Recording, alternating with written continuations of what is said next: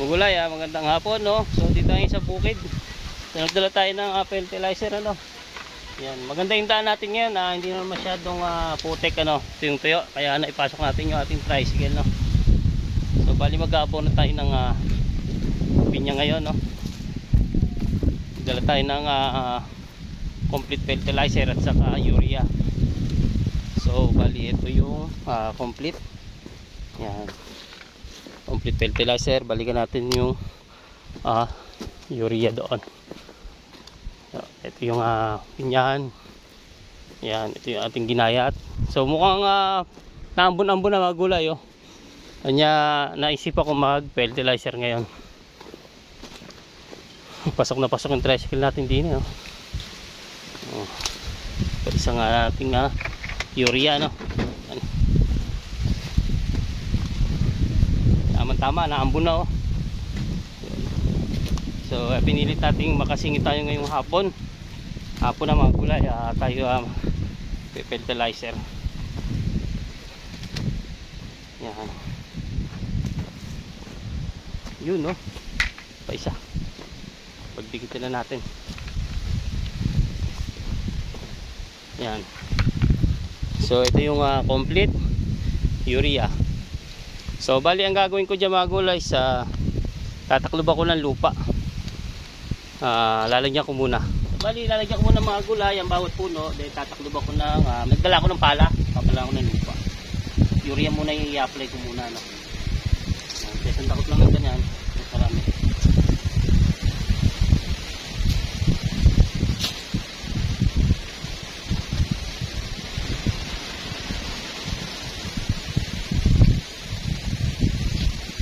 Sabayan na rin natin ang complete. Ito yung complete. Mamaya tataklob ako ng ano yan. Ng lupa. Papalahan ko.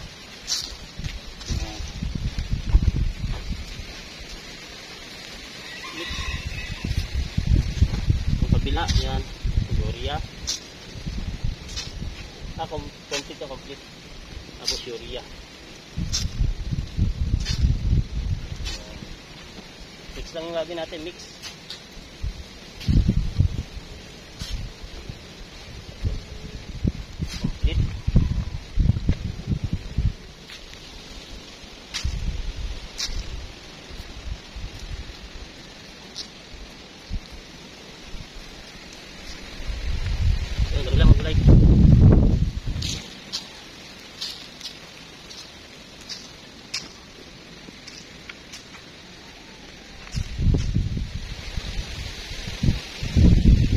Magulay yung nalagyan natin ano. Yan, ganyan kalayo sa puno ano. Yan, halos namumuti no. Tapos ito talaga sabog no. Yan no. Tapos tatakloban natin ang lupa yung mimia. Ganyan lang yung gagawin natin lahat. Yan no. Yan, magulay yan. Tatakloban natin ang lupa yung mimia para hindi masayang ano. Kung hindi man magtuloy yung ulan madilim oh. Medyo naambon-ambon. Yan, lakas ng hangin no. Yan, sakaling hindi man siya bumagsak yung ulan, hindi may taklob na lupa.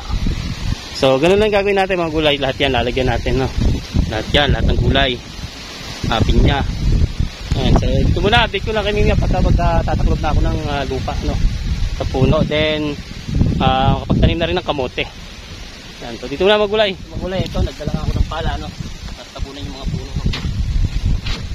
Then parang ikakama ko na rin ano. Kasi nga tatanim ko ng kamote mga gilid. Yan. So balikan niya ito, lagi yung kamagulan.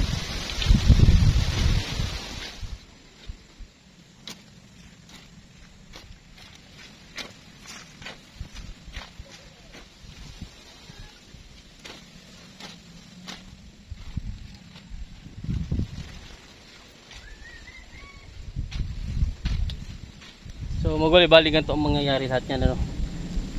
Lahat ng lupa ipapalain ko sa puno. Yan. Tapos tatanim ako ng kamote no. So yan magulay, ito magiging forma niyan ano. Ayan. So yan, ganyan kataas ang magiging ano ng lupa. Yan. So yan magiging forma magulay. kinama natin ano. Yan. So yung fertilizer natin inasa ilalim na ano. So kahit hindi umulan basa-basa yung lupa. Sigurado natutunaw na yan dyan. Yan o, ganda ng pagkakakama natin. Kabilaan. Yan o. So tatamnan ko ngayon ng kamote ito. Yung mga gilid na yan.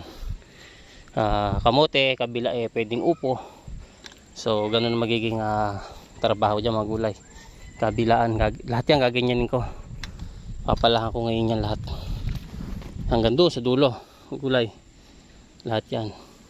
So yun lang, update ko na lang kayo pagka natapos ko na at magtatanim na ako ng kamote. Yan. Doon tayo mga punla ng kamote. Ano, yung talbos yung tangkay niya no. Doon sa Misitawan. So dito muna. Yan. So yung magulay, bali ito pala yung naano ko no. Sa 2, 3, 4, 5. So nakakalimang ano na ako kanal no, kabilaan. So may natira pang isa't kalahati ito, isang buo pa to. Yan, so mukhang hindi ko matatamnan ng kamote ngayon to. Sa susunod na araw na naman to, schedule na naman tayo. At mag-harvest pa ako ng sitaw ano. Yan, saka nung labanos. So mag-alasin ko na ng hapon. Kagabi na naman po si kagulay nito. Yan, so mamaya update ko na kayo pagka ewan ko kung matatapos ko itong kanito. Then mag-harvest na rin ako ng gulay. So yun, mamaya na lang. Sa magulay yan. Dali rin katatapos na, pasado alas 5 na. Pilitin natin mag-harvest ng konting mga gulay ano. Yan. Grabe, saktsabewang. Yan. So, bali mag-ano na lang ako. Harvest ng konting gulay. Yan. Tapos uwi na rin. So, update na lang kayo maya ng pag nag-harvest na ng konting gulay. Siling muna harvestin ko. Ayan din to yung gulang mahal din ang kilo na ito ngayon. Siling panigang. Daming bunga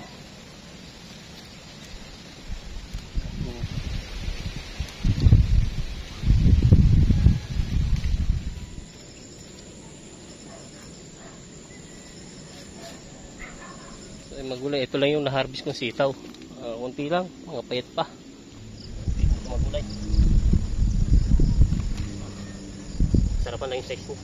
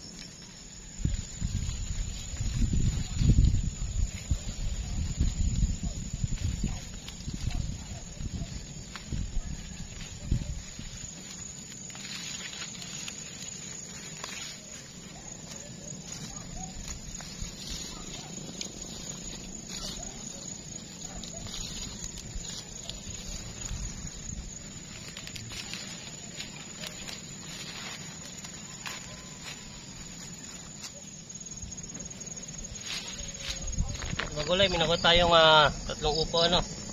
Ito, ang gaganda ng upo nakuha natin oh. Ay, 4 pala mga gulay oh. 4. Tapos kunin tayo isang taling kangkong. Pangguli sa bahay no. Mustasa, isang tali lang din at gabi na.